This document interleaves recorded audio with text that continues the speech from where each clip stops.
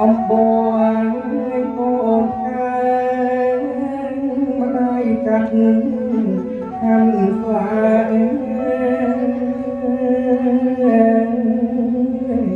ម្ដាយកាត់ណាខាន់ស្វា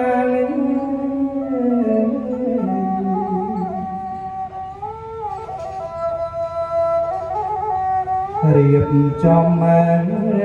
ទុកដាក់កូនើយតាមប្រជ័យជាស្ដាជាវល្អអង្គចាកាត់តាមបរាណសង្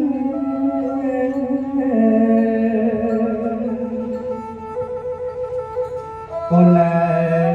យម្ដាយកាត់ម្ដាយកាត់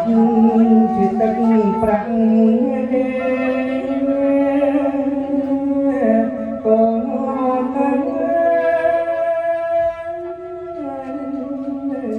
ជាទឹកប្រាំង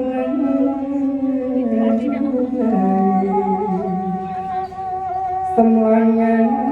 ចិត្តណាស់ម្ដាយត្រវៀងជាទឹកមានម្ដាយក្រវៀងជាទឹកមាន